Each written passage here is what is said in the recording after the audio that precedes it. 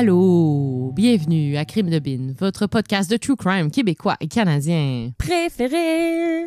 De retour de vacances! Yeah! Wouhou! En fait, on est encore en vacances parce qu'on est en juillet aujourd'hui. Oui, on enregistre en vacances. On est en Oui. vacances. Ouais. Mais quand même, ça fait du bien. Pour ceux qui nous disent qu'ils s'ennuient, c'est vraiment gentil. C'est juste que des fois, ça fait du bien de prendre un petit break, de penser à des tueurs en série, Oui. puis des meurtres horribles, puis des gens qui Oui. meurent de manière absolument atroce. Et c'est ça. Fait que merci beaucoup de quand même nous suivre. Et voilà, on est de retour. On est de retour. Ça fait aussi du bien de prendre un congé aussi, parce que ça prend beaucoup de temps de faire ce podcast-là, quand même. Vraiment. L'épisode Ouais. que je vais vous raconter aujourd'hui, la gang, j'ai dû mettre 50 heures minimum là-dessus. J'ai tellement recherché ma vie sur ce cas-là. Écoute, bref. Mais avant de vous parler de mon cas d'aujourd'hui, on a quelques Oui, updates, potins, shout-out. On a tellement d'affaires à vous dire. Oui, on a plein d'affaires. On va essayer de condenser ça. OK. Premier gros potin, Paul Bernardo a fait une demande pour être transféré dans une prison au Québec. Paul Bernardo, on s'entend que c'est le chum de Karla Homolka. Ouais, l'ex de Karla L'ex, Homolka. c'est ça. Un des pires tueurs en série qu'on a connus au Canada. Exactement. On a 2 épisodes là-dessus, si vous voulez les écouter. Pas mal les épisodes les plus dégueulasses qu'on a publiés. Oui, 100%. Ouais. 100%. Ouais, c'est ça. Il a demandé d'être transféré au Québec, puis ça a été accepté, fait qu'il va transférer dans la prison de Lamakaza. C'est où, ça? C'est dans les Laurentides, Oh au nord de Montréal. Ouais. Très proche de nous autres. Il y a probablement plein de gens qui vont nous écrire « Oui. J'habite à côté! Ouais, ou du monde qui travaille à Lamakaza, peut-être, qui nous écoute. Vous nous le On veut direz. des détails. Oui. Aussi, on a des petites nouvelles sur... Ah oui, il y a tellement des gens qui m'ont écrit à la suite de notre épisode sur les dépeceurs de Gatineau Ouais. pour nous dire que Hugo Girard, l'homme fort qu'on connaît si bien au Québec, à l'époque, il était dans la police de Gatineau. Puis c'est lui qui a été un des premiers répondants sur le cas du gars qui s'est fait, qui a traîné un autre homme en dessous de son auto sur plusieurs kilomètres. Fait que c'est ça, c'est juste un fun fact. C'est Hugo Girard qui a été un des premiers à se pointer en tant que policier sur les lieux. Puis il en parle dans un autre podcast aussi que j'ai écouté. Si vous voulez aller l'écouter, j'ai complètement oublié le nom. Googlez Hugo Girard podcast, vous allez le trouver. J'ai un blanc de mémoire incroyable. Je suis vraiment sincèrement désolée. Ouais. Bref, fait que oui, c'est vraiment fou. C'est drôle, moi, je savais pas c'était qui. Hugo Girard, ouais. Je lisais les messages de tout le monde qui était là. Ouais, c'est Hugo Girard. Puis j'étais là. Ah, OK. Cool. C'est qui? Ben, aujourd'hui, il est vraiment moins d'actualité, je pense. Il est plus... C'est plus l'homme fort? Je sais pas qu'est-ce qu'il fait aujourd'hui.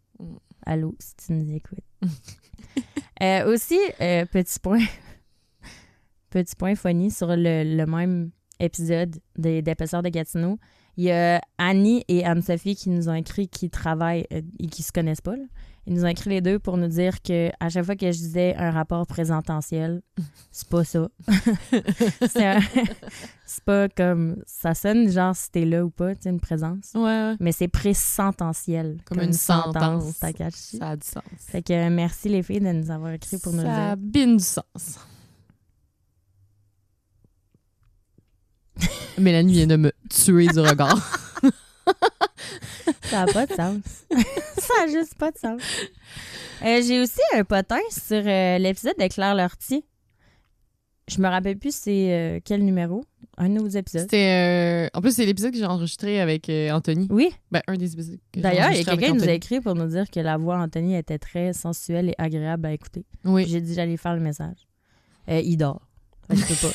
On lui fera le message après. Il est 12h56. C'est l'heure normale C'est de l'heure la normale sieste d'Anthony. Exactement. Bref, Lara elle nous a écrit sur la messagerie Instagram pour nous dire ce qui suit. Elle dit « Les parents de la mère de mon ami, sorry de la référence long comme mon bras, c'est elle qui a dit. Elle dit « Bref, sa famille avait un dépanneur à Saint-Canute. » Oui, on sait qu'il faut prononcer le T maintenant. Ouais, et il se rappelle que Claire Lortie était venue dévaliser leur dépanneur pour acheter tous les sacs de glace qu'il y avait. à l'époque. C'est drôle, elle dit, ça. direct dans la même période du fameux meurtre. Elle dit, il se rappelle du mari de Mme Lortie comme un vieux cochon qui la matait, même si elle avait 12 ans dans le temps. La petite qui était au dépanneur. Oh boy. Elle dit, quand j'ai su ça, j'ai pas eu le choix de vous écrire. Hein? C'est capoté. Elle a acheté, tu sais, genre, tous les sacs de glace. tous les sacs de glace. Comme, je prépare un gros party. Ouais, c'est ça. Mais tu sais, c'est pas louche, mais après, quand t'entends l'histoire, t'es comme colique. C'est capoté. Et pour terminer, je vais faire un petit shout-out à Vanessa, qui nous a écrit sur la messagerie Instagram, que je trouvais ça vraiment drôle. Elle a dit « Oh my God, les filles, j'ai commencé votre podcast à cause d'une amie et j'écoute en travaillant. J'ai tout fini en une semaine. » Une semaine? Elle dit « Je vous adore, vous êtes toutes bien soirée. » Une semaine, Vanessa. Est-ce que c'est un record? Je pense que oui. J'aimerais que si quelqu'un a battu Vanessa, qu'il nous écrive. Hey, on est rendu à quoi? 65 épisodes de genre une heure, plus les bonus Patreon. Je sais pas si t'es abonné, mais je sais pas. Ça fait du contenu en tabarnouche. Parce que c'est peut-être un record. Écoute. Il y a aussi un autre shout-out que je vais faire elle nous a demandé de l'appeler par son handle Instagram. Ouais. Je pense que son nom, ça doit être Laurence ou Laurie. Ça s'appelle L'eau du robinet. Mais L-A-U. Elle dit « Je livre des pièces d'auto à ma job et je vous écoute dans mes oreilles sans arrêt. » Elle dit « Je réécoute tous vos épisodes live. Fun fact, quand je rentre dans un garage pour aller leur parler puis déposer les pièces, je vous entends parler de personnes qui se font trancher la gorge puis ça me fait beaucoup rire. » C'est quand même drôle. Fait que voilà. Merci beaucoup, la gang, de nous écouter. C'est vraiment gentil. Oui. Et de nous écrire. Et de tout. Donc aujourd'hui... Qu'est-ce que tu nous racontes? Écoute... En fait, je le sais. En fait, tu me l'as dit. J'aurais pas dit. C'est une suggestion de Catherine qui nous a écrit par la messagerie IG. Je sais pas si tu te rappelles. Elle nous a envoyé une photo d'elle, une selfie, qui est sur la chaise du dentiste avec des gros écouteurs, puis elle nous écoute. Ah non, je l'ai pas vu, celle-là. Mais c'est toi qui as répondu. Pas vrai? Mais ça fait quand même longtemps. Okay. Mais elle a, tu sais, comme la bavette, tu sais, vraiment sur la chaise du dentiste. Puis là, elle nous a écrit genre que le dentiste trouvait qu'elle avait de l'air vraiment détendue, mais elle nous écoutait dans ses écouteurs en même temps. Je trouvais ça vraiment drôle. Puis elle a pris une selfie. C'est très drôle. Sur la chaise du dentiste. Fait que, salut Catherine. Et c'est elle qui m'a donné la suggestion pour le cas d'aujourd'hui, qui est le meurtre de Joe Rose. Mm-hmm. C'est pour un petit clin d'œil au mois de la Pride. Oui, c'est la Pride au mois d'août à Montréal. Exactement. Donc, qui est un cas assez connu-ish, malgré qu'à chaque fois, aux quelques personnes à qui j'en ai parlé dernièrement que je travaille sur ce cas-là, il y a quelques personnes qui ne savaient pas. C'était qui? Ouais. Mais moi, je le connais parce que j'ai écouté le podcast Le Village. Exactement. Sinon, j'en avais jamais entendu parler avant. Pour ceux qui ne savent pas, Le Village, c'est une série de Radio-Canada qui est sortie quand même assez récemment. Ouais, qui parle de ce cas-là et qui parle de beaucoup d'autres choses qui se sont passées dans le village. Ouais, c'est vraiment intéressant. Ça parle, c'est comme plus sur la lutte pour les droits des homosexuels au Québec. C'est vraiment intéressant. C'est vraiment intéressant. C'est bien recherché. Moi, je l'ai écouté, puis j'en parle aussi dans l'épisode, sûrement. Pas sûrement. J'en parle dans l'épisode, point. Parce que c'est moi qui l'ai écrit. Point. Je suis fatiguante avec ça. Désolée. Aussi, comme autre source, l'épisode 82 de Canadian True Crime. Aussi, le site web du Village de Montréal. Des articles de Southwire, CBC News et The Gazette. Voilà. Alors, on est parti. Vas-y. Petit prologue. Je peux te dire ça, prologue? Oui. Sujet amené. Le meurtre de Joe Rose, ça fait partie de la communauté 2E-LGBTQIA+. Là, je vais le dire une seule fois. Je vais vous dire qu'est-ce que les lettres veulent dire. 2E, c'est les deux esprits ou bispiritualité, qui est un terme pas autochtone. L, lesbienne. G, gay. B, bisexuel. T, transgenre. Q, queer. I, intersexuel. A, asexuel. Et le plus pour les personnes qui emploient d'autres terminologies. Voilà. Donc, mise en contexte, on est à Montréal dans les années 80, 90, 92-ish. Pour la communauté de LGBTQIA+, c'est une période qui brasse vraiment beaucoup. Pourquoi? Il y a 3 raisons majeures. Ouais, j'ai de la misère à parler. Il y a d'abord l'installation du village à Montréal qu'on connaît aujourd'hui. Mm-hmm. Les premiers bars pour hommes font leur apparition sur la rue Sainte-Catherine entre Berry et Papineau pour créer ce qu'on connaît anciennement sous le nom de Village Gay, maintenant appelé le Village Montréal Quartier Inclusif. Les bars pour femmes y arrivent un peu dans le secteur plus en 90, 95 à peu près. Ensuite, il y a l'épidémie du VIH qui est à son apogée. Mm-hmm. Et ça entraîne malheureusement l'augmentation de l'homophobie et des crimes homophobes. Selon la série Le Village de Radio-Canada, je t'avais dit, je le mentionnerai, de 89 à 93, il y a 17 homosexuels qui ont été assassinés à Montréal. C'est énorme. C'est fou. Aujourd'hui, je vous parle d'un de ces meurtres-là, le plus connu, le plus marquant, celui de Joe Rose. Donc, la tragédie. On est le samedi soir 18 mars 1989. Joe Rose sort avec son ami Sylvain Dutil au club Cox sur la rue Montcalm dans le village. Joe invite son petit frère Jeffrey de 20 ans à venir les rejoindre, mais Jeffrey et son band, ils donnent un concert à Sainte-Thérèse ce soir-là. Fait qu'il dit à son frère qu'il va peut-être les rejoindre plus tard. Jeffrey, il ne sait pas à ce moment-là, mais c'est la dernière fois qu'il va parler à son grand frère. Joe et Sylvain passent la soirée, puis une bonne partie de la nuit, on s'entend, au club Cox, et Joe, ouvertement et fièrement gay, il porte une veste en cuir noir puis une casquette agencée aussi en cuir noir sur laquelle on peut apercevoir ses cheveux rose fluo. Selon ses amis, dans des entrevues que j'ai vues un peu plus tard après sa mort, ils disent, et je cite, que Joe avait toujours l'air très gay. c'est pas mes mots, c'est eux qui disent ça. Attends, j'ai comme un questionnement. Est-ce que Rose, c'est son vrai nom de famille ou les gens l'appelaient Rose parce qu'il avait les cheveux roses? Non, c'est son vrai nom. C'est son vrai nom, ouais. OK. Mais je me demande si lui, il se serait pas teint les cheveux de cette couleur-là. À cause de ça? Ouais. Je sais pas. Peut-être. C'est drôle, OK. Donc, à 3 heures du matin, le club Cox ferme ses portes et Joe et Sylvain se rendent à l'arrêt d'autobus le plus près pour rentrer chez eux. Point. J'ai vraiment de la misère. C'est parce qu'il y a d'autres... Quand je lis, OK, je suis désolée, je lis l'histoire, mais c'est parce qu'il y a comme d'autres informations qui viennent dans ma tête, parce que quand j'écris l'histoire, tu sais, quand on écrit les histoires, on peut pas toutes mettre les détails, parce que sinon, on raconterait pendant 3 heures. Puis là, il y a comme des informations qui popent dans ma tête, puis là, je me dis, est-ce que je l'ajoute? Mais là, je viens de me dire, si je dis cette information-là, ça va voler un punch plus loin. Ah ouais. Tout ça s'est passé dans ma tête. C'est pas pour rien que tu l'as pas mis là, tu sais. C'est ça. Fait que je vais juste lire. Oui. Je vais m'en tenir à Mélanie du passé qui a bien écrit l'histoire. Puis Mélanie du présent va bien faire ça. OK, je suis désolée. Donc, ils attendent l'autobus. Ils s'en vont chez eux. L'autobus arrive vers 3h30 du matin, puis les 2 hommes montent dans le bus et ils se rendent à la station de métro Frontenac. Qui est vraiment proche de où j'habitais avant. Oui. Dans ce bus-là, il y a plusieurs personnes, dont un groupe d'une 12aine d'adolescents qui étaient vraiment agités. Ce groupe-là, il venait de passer la soirée dans un club pour mineurs, puis il s'était fait expulser du bar parce qu'il causait trop de problèmes. C'était des fauteurs de troubles. Dans le bus, le groupe d'adolescents remarque les vêtements, selon eux, très provocateurs de Joe, la petite veste de cuir et la casquette, et ils commencent à y lancer des insultes homophobes directes. On se rappelle qu'on est en 89. Quand même. Mais ça fait pas... Ça fait pas si longtemps, non, mais en même temps, ça fait longtemps. Ouais. Il y a même un des jeunes qui vole la casquette de Joe pour montrer ses cheveux roses à tout le monde, pour que ses amis puissent encore plus rire de lui. Joe, voulant pas causer de problème, il décide d'aller s'asseoir avec Sylvain un peu plus loin, comme au fond du bus. En marchant dans l'allée, il y a un ado de 15 ans qui fait un croche-pied à Joe qui tombe. L'adolescent super arrogant, il demande à Joe de s'excuser. Joe, qui a une personnalité assez forte aussi, il se lève puis il répond d'aller se faire foutre. Et là, je mâche mes mots. Je pense que ce qu'il a dit, c'était « fuck you ». Quelque chose de même.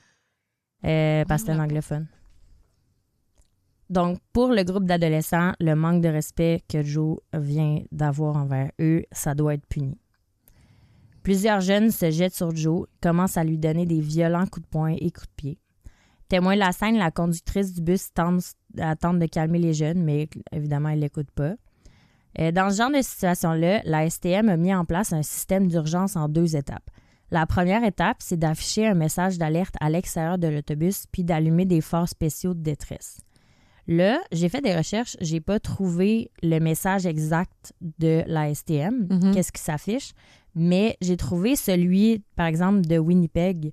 Le message qui s'affiche, je vais te le montrer, ça dit « Urgence, appelez le 911 et ne pas monter dans le bus ». Check, je vais te montrer la photo.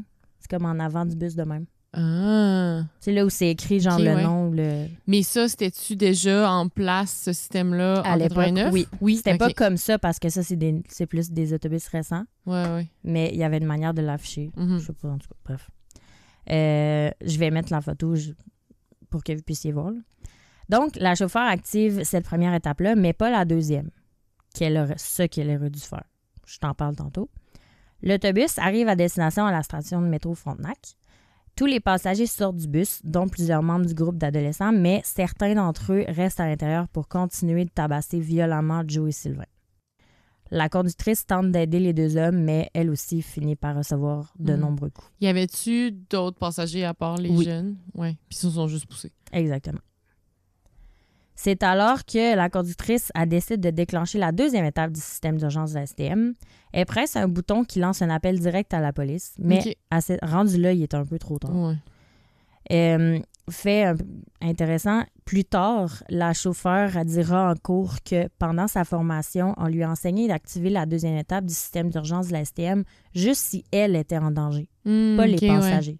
Ouais. Donc, tu sais, parce que les gens étaient comme, mais pourquoi t'as pas pesé le bouton? Puis elle est comme, mais c'est pas ça qu'on m'a appris. Elle faisait juste suivre sa formation dans le fond. C'est pas de sa faute. Là. Quelques-uns des adolescents ils ont des couteaux de poche qu'ils ont déjà commencé à utiliser. Joe et Sylvain reçoivent de nombreux coups de couteau, mais ils essaient quand même de continuer de se défendre de peine et misère parce qu'ils sont juste deux. La conductrice reçoit elle aussi un coup de couteau. Paniquée, elle sort du bus pour arrêter un chauffeur de taxi puis lui demander de l'aide qui passait par là. Pendant ce temps-là, il y a un adolescent qui rentre. Lui était sorti du bus. Il rentre dans le bus. Un autre, lui aussi, un couteau à la main. Sous un élan de colère, il se jette sur Joe puis il transperce le corps du dos jusque dans la poitrine. Ouf. Joe, il s'effondre. L'adolescent donne son couteau plein de sang à un de ses complices puis il s'enfuit à toute vitesse. Le complice, il se débarrasse de l'arme du crime en la jetant dans un banc de neige parce qu'on est en mars. Puis lui aussi, il s'enfuit. Sylvain, il est super faible, il est atteint de nombreuses blessures, coups de couteau puis tout.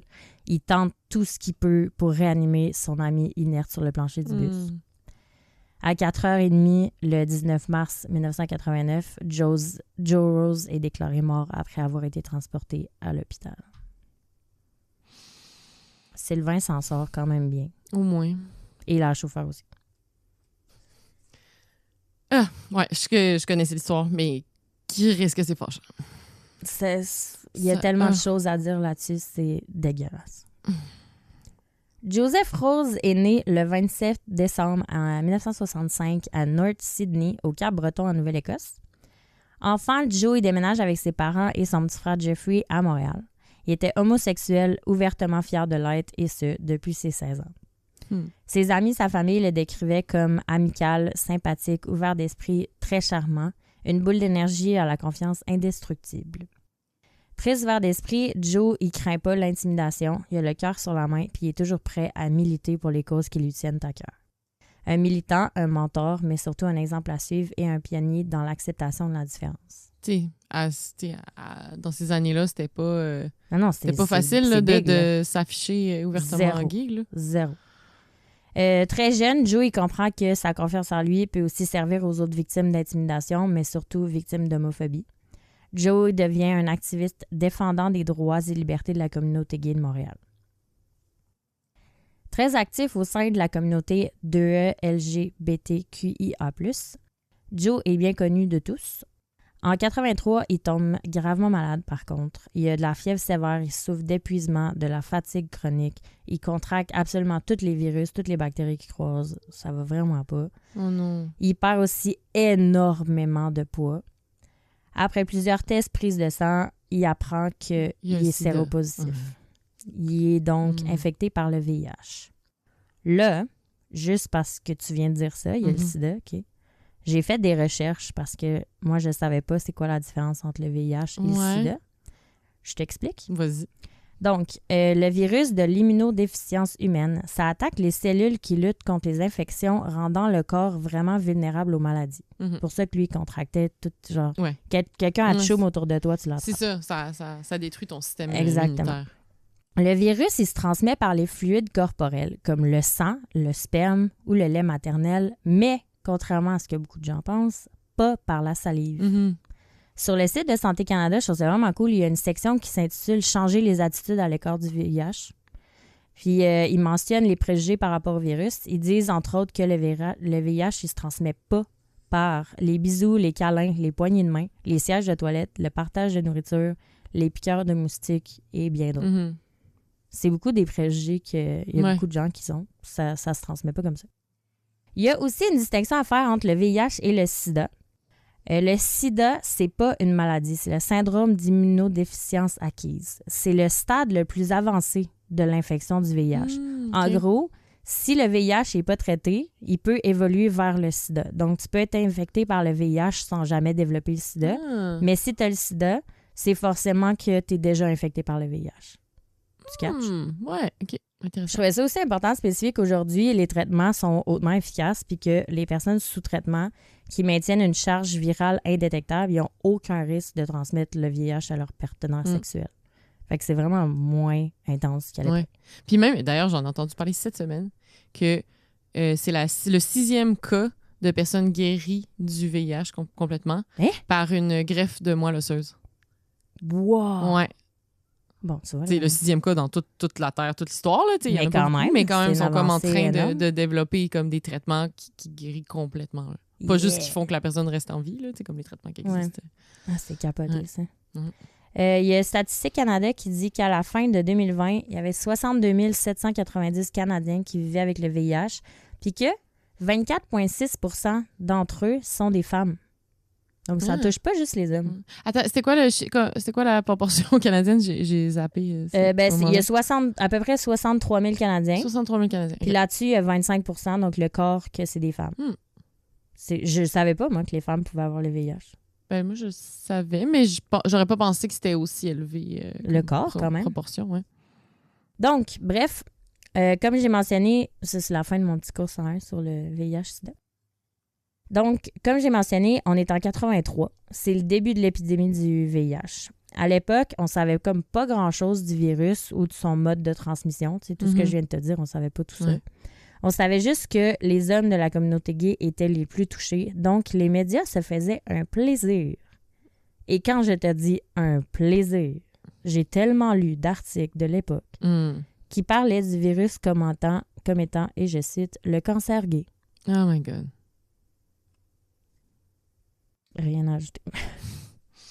Donc, Joe témoigne la situation et la vivant lui-même. Il décide de militer pour améliorer les conditions des personnes vivant avec le VIH. Il commence par annoncer la nouvelle à sa famille, avant de put it out there. Jeffrey, son petit frère, il est dévasté, évidemment, mais il accepte quand même tout de même bien la nouvelle. Les parents de Joe, un peu moins. Le reste de la famille, ses oncles, tantes, cousins, cousines, ils coupent complètement les ponts. Aïe, aïe. Et là, Joe, il est comme physiquement et mentalement très faible. Ouais. Donc, il choisit de se protéger. Il s'éloigne un peu de ses parents, de sa famille pendant un certain temps parce qu'il ne peut pas gérer le stress de la situation. Heureusement, il y a quelques mois plus tard, ses parents ils le recontactent pour faire à nouveau partie de sa vie. Quand il est décédé, ses parents ils faisaient partie de sa vie. Joe il continue de militer pour les conditions des personnes vivant avec le VIH. Il se dévoue tellement à la cause qu'il décide de s'inscrire en sciences infirmières au collège Dawson. Pendant ses études, il écrit une chronique sur les droits des homosexuels dans le journal du collège, puis il met sur pied le club, etc., pour créer un espace sans jugement aux étudiants de la communauté LGBTQIA+, et les autres étudiants aussi. Le club existe encore aujourd'hui. Il y a même une plaque commémorative qui est sur le mur du club. Je te la montre. Pour la commémorer le 30e anniversaire de son décès en 2019. Après quelques années, le système immunitaire de Joe il devient tellement faible que son corps n'a plus la force de lutter contre les infections. Son VIH se transforme en sida, donc le stade le plus avancé du VIH. En 1980, il existe juste un médicament qui allège les symptômes du sida qui coûte 120 $ par mois À l'époque, c'est beaucoup d'argent. Beaucoup, ouais. Et en tant qu'étudiante, Joe, il a vraiment pas beaucoup d'argent. Il trouve à peine le moyen de payer son appartement à 400 $ par mois, plus sa médication. Il n'y arrive pas. Après quelques mois, il a même plus assez d'argent pour s'acheter de la nourriture. Il doit donc comme faire le choix entre manger ou sa médication. Donc, il choisit d'arrêter sa médication pour pouvoir manger. Son système immunitaire, il se met à dégrader dramatiquement. Il souffre maintenant d'un cancer de la peau et de l'intestin, puis il a des graves problèmes neurologiques. Ça va vraiment pas. À ce stade-là, Joe est obligé d'abandonner l'école par manque de force, mais il tient tout de même à avoir un semblant de vie normale. Il reçoit à ce moment-là une allocation d'invalidité du gouvernement, puis il travaille à temps partiel comme DJ dans un bar du village. Quand même. Ouais. Il est aussi à fond dans son activisme pour les droits de la communauté. Il adore aussi provoquer, il continue à provoquer, il attire l'attention pour faire parler. Il porte souvent un chandail écrit dessus « Personne vivant avec le sida ». Il fait des entrevues. Il a fait une entrevue télévisée avec ce chandail-là. Wow. C'est en 80. Là. C'est quand les gens avaient peur d'approcher quelqu'un qui avait le sida là, à cette époque-là. Mais c'est peut-être que le fait comme qu'il savait qu'il allait mourir bientôt, ça faisait qu'il avait pas peur de rien. Il n'y avait rien à perdre. Genre. Exact. C'est ce que je pense aussi. Il travaille aussi à la création d'une section montréalaise du groupe d'activisme politique new-yorkais ACT UP.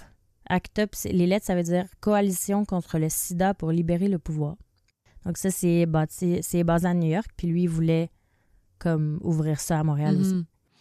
À 23 ans, Joe il atteint la phase terminale du sida, puis il passe beaucoup de temps à l'hôpital pour recevoir un traitement de 5 injections par semaine. Il lutte contre des pneumonies récurrentes, ses cheveux tombent, il perd plus de 30 livres, ça va vraiment pas. Au moment de sa mort, c'était ça l'information que j'ai pensé tantôt puis que je voulais pas dire. Il habitait dans un centre pour personnes atteintes de ce virus-là, où tu peux recevoir tes injections. Des soins, puis... C'est ça que j'allais dire au début. Mais là, t'aurais... Quand j'ai dit point. Quand j'ai le punch. Exactement. Ouais. Voilà. Je vais vous expliquer comment mon cerveau réfléchit. Donc, Joe, il sent que la fin est proche. Il a même fait ses propres arrangements funéraires pour pas que ses parents et son frère y aient à s'en occuper. Il sait juste évidemment pas que c'est pas du sida qui va mourir. Il y a eu beaucoup de répercussions après le meurtre de Joe Rose. C'est pour ça que c'est le plus connu des 17 meurtres qui ont été commis dans ces années-là. La raison pour laquelle le meurtre de Joe Rose représente un point tournant dans les droits et libertés des membres de la communauté de LGBTQIA+, c'est parce qu'avant le meurtre de Joe Rose, les gens avaient comme pas conscience des réels dangers de l'homophobie. Mais là, ils sont en colère puis sont prêts à se battre. Parce que Joe, il était vraiment connu dans la communauté, il était actif, il militait beaucoup, il était partout, tout le monde le connaissait. Fait que là, eux autres sont comme, vous nous avez enlevé Joe. Ouais. D'une façon horrible. Ça n'a aucun injustifié sens. Totalement. Le 21 mars 89, donc 2 jours après l'assassinat de Joe, la communauté organise une manifestation spontanée contre l'homophobie. Il y a à peu près 200 personnes qui se rassemblent pour marcher jusqu'à la station de métro Frontenac, là où Joe a été assassiné. Il y a 10 voitures de police avec à bord 15 agents qui se présentent sur place et qui menacent les manifestants avec des matraques. Les manifestants, heureusement, ils réussissent quand même à se rendre jusqu'à la station Frontenac parce qu'ils sont vraiment plus nombreux que les policiers. 3 mois plus tard, a lieu à Montréal la 5e conférence internationale sur le sida. C'est un important rassemblement, merci. Pour c'était rassemblement et important mélangé. C'est ça. Ouais. Un important. Ouais. Un important rassemblement pour la santé mondiale qui a lieu tous les 2 ans. À cette conférence, il y a des scientifiques, des médecins, toute la communauté de la santé qui discutent des données les plus récentes pour accélérer la lutte contre le VIH. Étrangement, il n'y a aucune personne vivant avec le virus qui a jamais été invitée à cet événement-là. OK. Fait que les militants des droits des personnes vivant avec le VIH, eux autres, ils prennent la décision de s'inviter eux-mêmes à la séance d'ouverture de la conférence. Mais pourquoi on n'a pas notre mot à dire sur nos conditions? Donc, il y a un bus transportant la section new-yorkaise d'ACT UP, la coalition contre le sida pour libérer le pouvoir, qui débarque à Montréal. Ils sont rejoints aussi par AIDS, qui est Action Now. AIDS Action Now, pardon, AAN, qui est un autre organisme. Pour un total d'à peu près 300 manifestants. Le groupe prend possession de la scène puis retarde la conférence, faisant attendre le premier ministre Brian Mulroney, à l'époque, qui était là, dans les coulisses. Il pouvait pas sortir. Il y avait des manifestants sur scène. Ouais, eux autres, ils étaient sur scène, ils brandissaient une pancarte géante qui dénonçait l'inaction de Mulroney et de son gouvernement en matière de lutte contre le VIH. Il était très fâché. Il faut savoir qu'à cette époque-là, les traitements médicaux ils étaient extrêmement limités puis vraiment coûteux. Puis que le gouvernement il faisait absolument rien pour améliorer la situation. Il s'en foutait carrément. Il y a quand même un point positif qui est sorti de ces actions-là. De tout ça a résulté une déclaration internationale des droits et des besoins de la personne atteinte du VIH, connue sous le nom de Manifeste de Montréal 89. Ce manifeste-là, il a comme pour but de changer la façon dont les milieux scientifiques, médicaux et gouvernementaux perçoivent les personnes infectées par le VIH, en plus de revendiquer la reconnaissance et l'implication des personnes vivant avec le virus et le sida. À la 24e édition de cette conférence-là, qui a eu l'année dernière, en 2022, la COCQ-SIDA a publié une nouvelle version du manifeste qui mentionne l'importance d'inclure les personnes infectées au cœur des actions et des décisions prises par le gouvernement. Donc, ça a fonctionné. Ça a fait bouger les choses. Exactement. Ouais. Grâce, c'est plate à dire, mais au meurtre de Joe Rose. Un peu après les événements de la conférence internationale sur le sida, en 89, oui, 89, pardon, il y a d'autres groupes de soutien communautaire qui ont commencé à voir le jour à Montréal. Il y a l'une d'entre elles qui s'appelle Queer Nation, qu'on connaît quand même bien. C'est eux qui ont permis à la communauté de LGBTQIA+, de se réapproprier le mot « queer », qui était utilisé comme une insulte à l'époque. Ouais. C'est eux aussi qui ont inventé le slogan « We're here, we're queer, get used to it », qui veut dire « On est là, on est queer, habituez-vous ». C'est ma traduction personnelle. Merci. Aussi, enfin, comme Joe Rose l'avait souhaité, l'association ACT UP a créé une section locale à Montréal dans le but d'améliorer la communication entre les différents groupes montréalais de groupes contre le VIH. Donc, leur première action a été de commémorer Joe Rose lors du premier anniversaire de sa mort en 90. Au moins, tu sais, ça l'a vraiment fait bouger les choses. C'est pour ça que c'est le plus connu. Après tout ça, malheureusement, il y a de nombreux événements tragiques qui se sont déroulés par rapport à la rage de la communauté et de la violence des autorités. La communauté de LGBTQIA+, est maintenant, malgré elle, en guerre contre la police. Il y a des événements comme le Sex Garage, de nombreuses manifestations, il y a un dead-in, puis vraiment plusieurs choses qui ont eu lieu. Tu sais quoi, un dead-in? Non, je ne savais pas c'était quoi. C'est comme un bed-in, comme Yoko Ono a fait avec John Lennon. Mais un dead-in, c'est...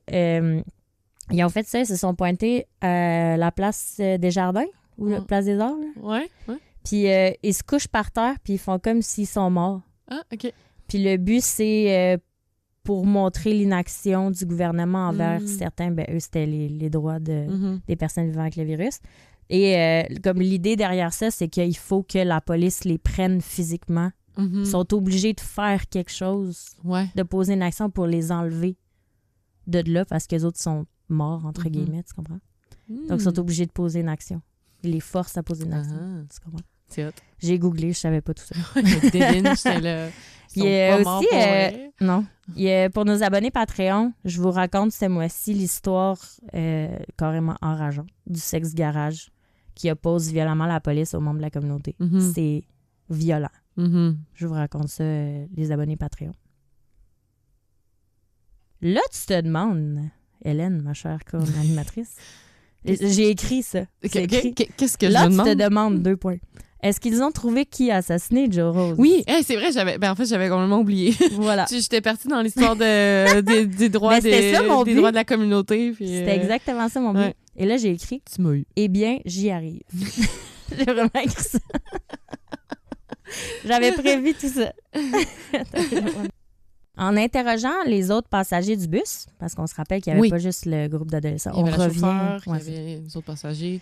Et les témoins à la station de métro Frontenac, les policiers ont pu avoir des descriptions quand même assez claires des agresseurs. Il y a 4 personnes au total qui sont arrêtées. 3 mineurs de 14, 15 et 15 ans, qui sont évidemment sous une interdiction de publication, et un jeune homme de 19 ans qui s'appelle Patrick Moïse. Et c'est jeune. C'est extrêmement 14, 15. Extrêmement jeune. Tabarouette. 3 mois après le meurtre, les 3 mineurs comparaissent devant le tribunal de la jeunesse, mais il y en a juste une qui a été jugée là-dedans. Le premier adolescent de 14 ans, il est accusé de complicité après les faits, mais il plaide coupable d'agression. Il est condamné à 11 mois de détention dans un centre pour jeunes délinquants. Quand même il s'en lousse. sort bien. Le deuxième adolescent, de 15 ans, il est accusé de complicité après les faits, d'agression causant des lésions corporelles et d'obstruction à la justice. Pourquoi? Parce que même s'il n'a pas poignardé fatalement Joe, c'est pas lui qui a fait, c'est lui qui a eu l'arme du crime dans ses mains et qui l'a jeté dans la neige. D'ailleurs, le couteau en question, il n'a jamais été retrouvé parce qu'il y a une déneigeur qui est passée et qui l'a ramassé ce soir-là, fait qu'on ne l'a jamais retrouvé.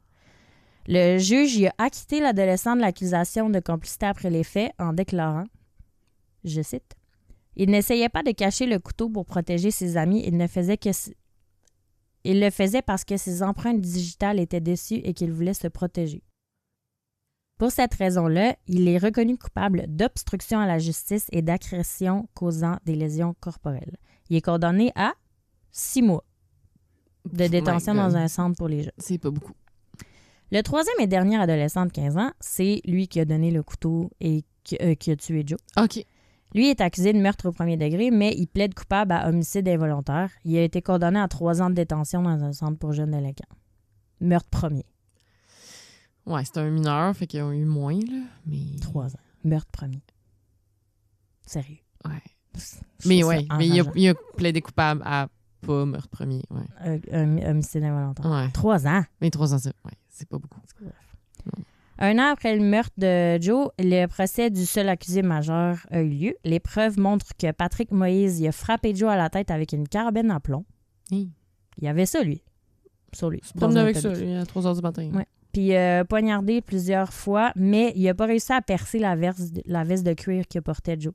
Il est donc prouvé que c'est pas lui qui a porté le couteau fatal. Donc, il plaide coupable d'homicide involontaire, puis il est condamné à 7 ans de prison.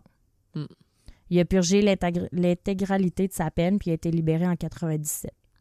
Fun fact, sa carrière criminelle ne s'arrête pas là. Ah ouais? 3 ans après sa libération, donc il a été libéré en 97, en 2000, Patrick Moïse il est impliqué dans un autre meurtre commis par une gang de rue de Montréal. Il est reconnu coupable de meurtre au premier degré et de 2 chefs d'accusation de tentative de meurtre. Il est toujours en prison aujourd'hui, puis il pourra bénéficier d'une libération conditionnelle en 2027.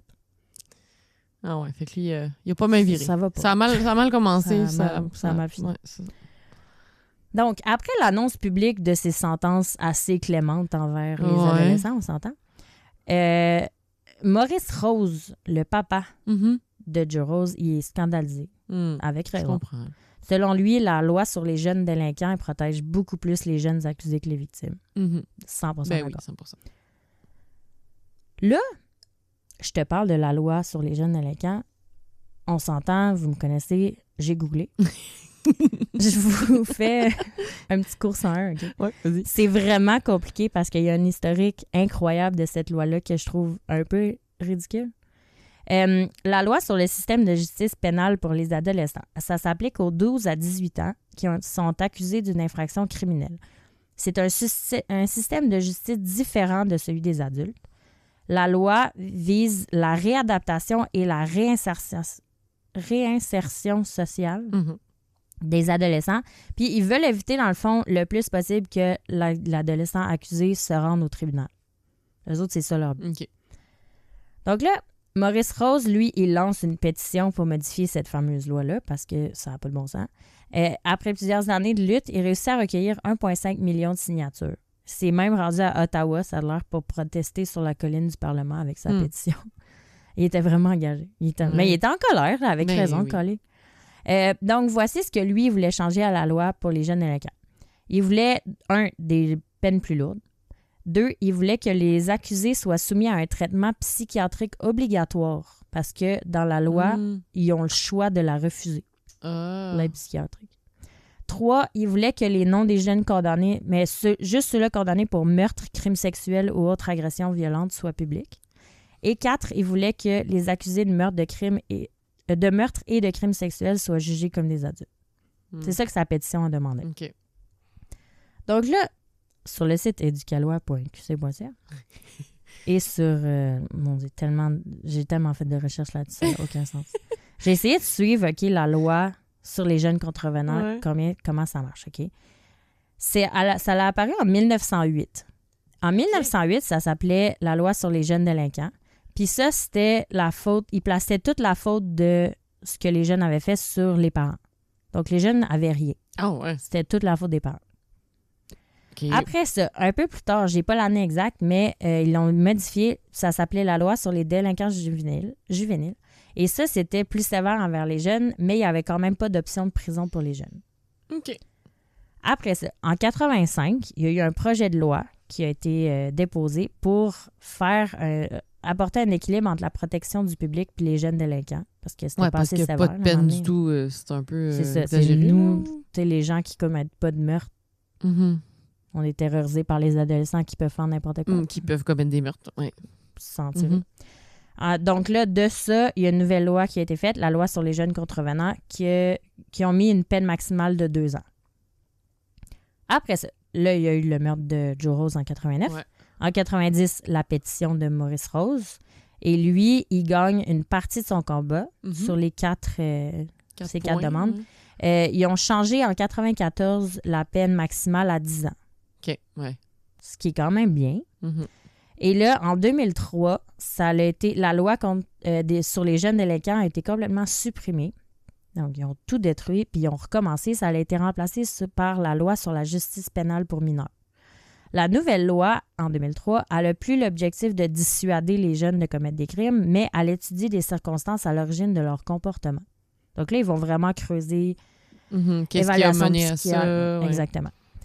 On veut les soumettre à des conséquences significatives, les réadapter puis les intégrer dans la société le plus rapidement possible. En 2012, c'est mon dernier point, la loi est remodifiée pour revenir à l'objectif de dissuader les jeunes de commettre des actes criminels. OK. Il faut quand même qu'il y ait un peu de dissuasion, mais oui, aussi beaucoup de psychologie et de psychiatrie oui, aussi. Oui, 100%. Donc, voici ce qu'elle en est aujourd'hui. Je vous ai fait un petit résumé. OK. Sous cette loi, quand il y a un jeune qui est accusé d'un acte criminel, le juge peut choisir parmi 7 types de peines à donner à un adolescent. OK. Ce qui est quand même un peu frustrant parce que sont très, très, très, très légères. 1, un avertissement.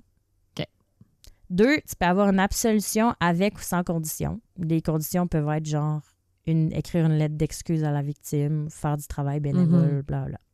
2, une amende, mais ils ont établi un maximum de 1 000 $. OK. Pas grand-chose. 4, des peines pour réparer les dommages. Exemple, verser une somme d'argent à la victime, rendre les biens qui ont été volés, etc. 5, du travail bénévole. Mais encore là, il y a un maximum de 240 heures sur 1 an. Ce qui est quand même très léger aussi. Ouais. 6, une probation. Donc, l'adolescent est en liberté, mais sous 2 conditions. La condition, c'est de bien se conduire et 2, de se présenter au tribunal à chaque convocation. C'est tout. Le juge peut aussi imposer d'autres conditions, genre pas entrer en contact avec certaines personnes, respecter un couvre-feu, aller à l'école, blablabla. Et 7, un placement sous surveillance dans un centre de réadaptation jeunesse. Donc, même avec une peine d'emprisonnement, un adolescent n'ira jamais dans une prison pour adultes. Non, ça a vraiment du sens. Oui, ça a du sens. Un adolescent peut quand même recevoir une peine pour adulte, mais c'est extrêmement rare. Puis il y a des conditions. Genre, il faut qu'il ait 14 ans et plus, il faut qu'il y ait un adulte qui aurait commis l'infraction qui pourrait recevoir une peine de plus de 2 ans. Bref, voilà ce qu'il y en est aujourd'hui. Donc, c'est les 7 options qu'un juge peut donner quand un adolescent est accusé d'un crime, incluant meurtre, viol, tout. Fin de ma parenthèse sur la loi des jeunes délinquants. C'est parce que c'est vraiment compliqué, puis il y a tellement une historique étrange de c'est des bébés, on va pas leur donner trop de tapes sur les doigts. Mais finalement, c'est quand même des êtres humains, puis c'est quand même des... Tu sais, ils ont un cerveau à cet âge-là. C'est quand même... Si c'est des agresseurs puis des tueurs... Exactement. C'est très mitigé parce que c'est vrai que c'est des bébés, mais en même temps, c'est des adultes en devenir. Genre, à 18 ans, tu peux acheter tout ce que tu veux. Tu peux fumer des cigarettes, tu peux aller dans les bars, tu peux boire de l'alcool, tu peux faire n'importe quoi à 18 ans. Fait que pourquoi à 17... C'est comme à 17, si tu tues quelqu'un... T'es chill. T'es chill, mais à 18, ben là, 25 ans de prison. C'est comme... Puis en plus, à 17, tu peux juste faire... à 20, tu peux aller jusqu'à 20 ans dans un centre de détention pour les jeunes. Il t'envoie pas, mettons, quand t'arrives à 18 à non, il transfère pas. C'est quand même bien. Ouais, ça, c'est correct. Ouais. Mais à 20 ans, il transfère. Ouais. Donc, j'ai presque fini. L'année suivant la mort de Joe, ses parents ils poursuivent la Société de transport de la communauté urbaine de Montréal, la STCUM. Parce que, tu sais, aujourd'hui, c'est la STM. Ouais. Pour que les gens comprennent, j'ai utilisé STM, mais en tout cas, pour négligence ayant causé la mort. Selon la réglementation de la Commission des transports, la STM a la responsabilité de transporter tous les passagers en lieu sûr. Mm-hmm. Pendant le procès, le juge a dit que l'attaque était prévisible puis que la chauffeur était fautive de ne pas avoir activé le système de sécurité plus tôt. Il a dit aussi que le système d'urgence de la STM est mal compris, probablement dû à ce qu'elle a dit, et protège les chauffeurs et non les passagers. Les parents de Joe demandaient 452 000 en dommages et intérêts. Ils ont reçu 25 000. Bon. Donc, j'ai fait un petit blitz de faits intéressants de l'après. Ouais. L'assassinat de Joe Rose a alimenté la lutte pour la légalisation du mariage entre personnes du même sexe. Le mariage civil est légalement reconnu au Canada le 20 juillet 2005. Oui. Ça fait pas tant longtemps. Non, ça va faire 20 pas ans. 20 ans. Ouais, c'est ça. Le 12 novembre 2019, pour commémorer les 30 ans du meurtre de Joe Rose, il y a une proposition qui a été présentée à la Ville de Montréal par Matt McLaughlin. J'ai vraiment peur de manger son nom. C'est un travailleur social militant des droits des homosexuels. Lui, il voulait nommer la place à côté de la station de métro Frontenac, la place Joe Rose. Mm-hmm. Je sais pas ce qui est devenu de cette proposition-là, mais de ce que je sais, ça s'appelle pas comme ça. Il y a la place Frontenac. Mais c'est ça, lui, il voulait que ce soit la place Joe Rose. Moi, je suis d'accord. Moi aussi. Mm. Je vois pas qui serait contre. Il y a aussi un fun fact, le Canada a décriminalisé les relations homosexuelles en 69. Avant ça, une relation entre personnes du même sexe constituait un crime passible de 5 à 14 ans de prison. C'est capoté. En 69, nos parents ils étaient nés, là. Ouais. C'est capoté, c'est ridicule. Puis aussi, un fait un peu plus positif, en 2021, on a observé la plus faible réduction en 5 ans du nombre de nouvelles infections VIH dans le monde par rapport à 2020. Yeah. Donc, ça decrease. Ouais, ça diminue. Ça diminue, ouais. Et voilà, c'est mes fun facts de fin. En fait, ce qui est frustrant avec ce cas-là, c'est... J'en ai pas beaucoup parlé, mais... J'en ai pas parlé du tout, en fait. C'est que dans les médias, quand ça s'est arrivé, on parlait de violence, de sécurité de manque de sécurité dans les autobus. On parlait des gangs de jeunes de rue. On parlait de crimes raciaux, mais on n'a jamais mentionné un crime homophobe. C'est ça qui a comme alimenté la colère. Ouais, alors que c'était 100% ça.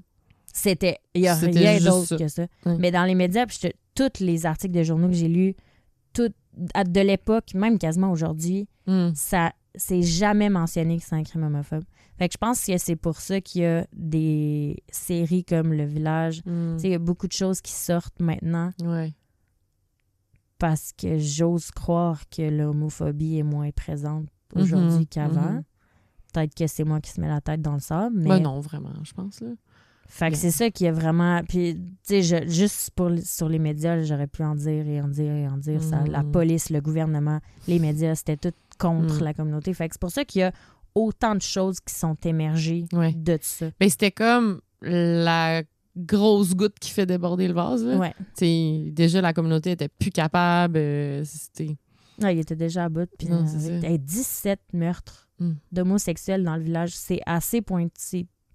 Très niché. C'est un petit milieu, là. C'est un très petit milieu. Ouais. Tout le monde se connaissait. J'ai écouté beaucoup d'entrevues sur des passants dans la rue qui se faisaient interviewer, comme dans les années 90, qui disaient le mot de Joe Rose, puis tout le monde disait hey, je le connaissais.